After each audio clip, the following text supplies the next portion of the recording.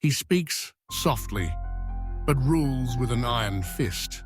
He wears the robes of a cleric, but commands a regime feared for its brutality.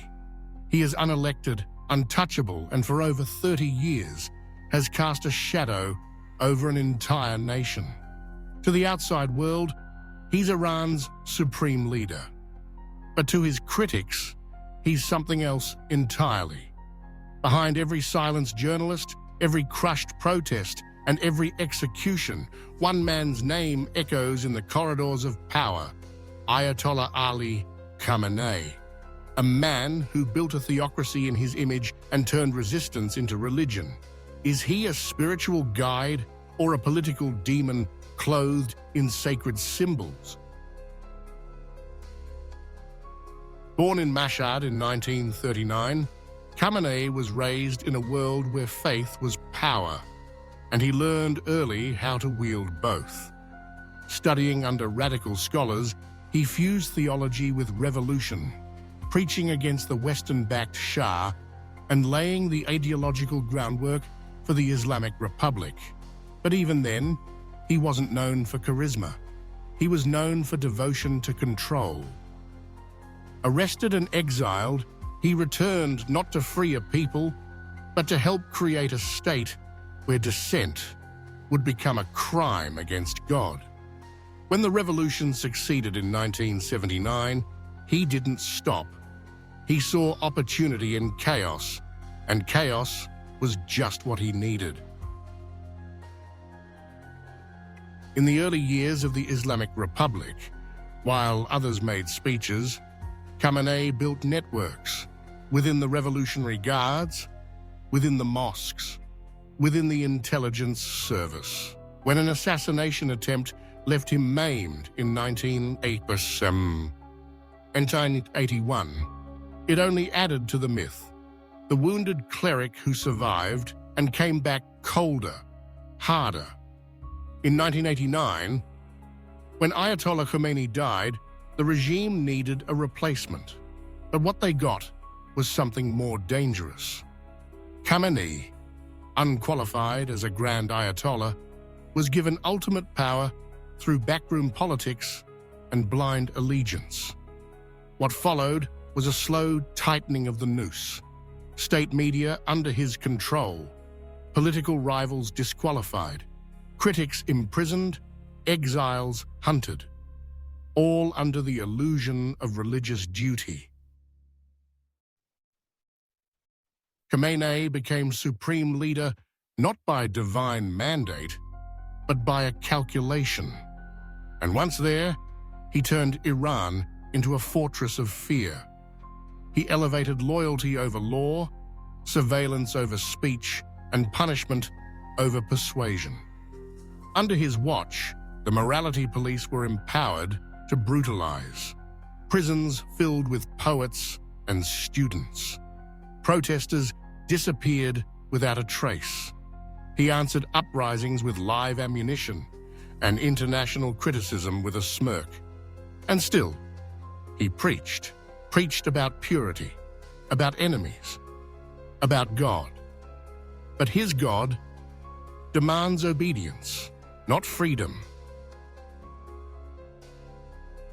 To Ayatollah Ali Khamenei, resistance is not mere strategy. It is divine duty. He framed America as the great Satan, Israel as a cancerous tumor, and reformists within Iran as traitors cloaked in Western ideology. Under his doctrine, resistance became theology, and violence became virtue. Through the Quds Force and Revolutionary Guard, he exported this ideology across the region, fueling proxy wars that turned Syria, Iraq, Yemen, and Lebanon into battlegrounds for his axis of resistance. Cities burned, civilians died, but Iran's reach grew, from Damascus to Sana'a. At home, the same iron grip silenced dissent. In 2022, when 22-year-old Mahsa Amini was arrested and killed for not wearing her hijab properly, the nation exploded. From Tehran's streets to Kurdish towns, Iranians chanted, "Woman, life, freedom," and defied the regime's brutality. Khamenei's response was swift. Hundreds killed, thousands jailed, and the morality police reinstated. Even a strand of uncovered hair was treated as rebellion. Because in Khamenei's Iran, obedience to his rule is not just law, it is religion, and resistance, no matter how peaceful, is met with absolute force. Now in his mid-80s, Ayatollah Khamenei faces the inevitable question of succession. But the theocratic empire he built, rooted in surveillance, repression, and ideological control, may not outlive him. Though Iran's constitution allows the assembly of experts to select a new supreme leader, no clear heir has emerged with the same authority, charisma, or grip over the security apparatus. Names like President Ibrahim Raisi and Mojtaba Khamenei, the supreme leader's son, circulate among insiders. But none command the absolute loyalty of the Revolutionary Guard, the clerical elite, and the intelligence networks the way Khamenei does. To his supporters, he is the last true guardian of the 1979 revolution, a figure who kept the West at bay and preserved Islamic values in a hostile world. But to Iran's restless youth, who've endured internet blackouts, morality police violence, and the silencing of every protest, he is a spectral figure draped in religious authority, issuing decrees from a throne built not on piety, but on fear.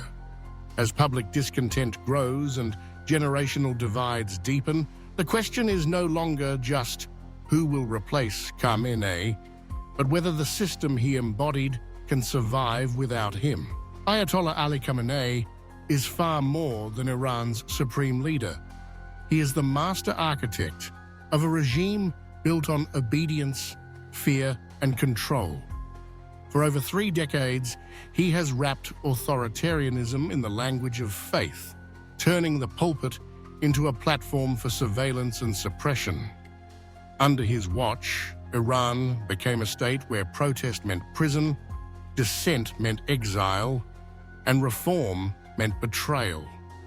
His rule was marked not by compassion or consensus, but by the quiet terror of enforced silence.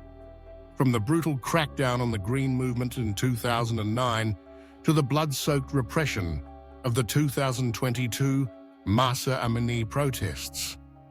History may record him as a cleric, but for millions of Iranians, especially the young, the silenced, the disappeared, he will be remembered as a man who extinguished hope in the name of divine authority.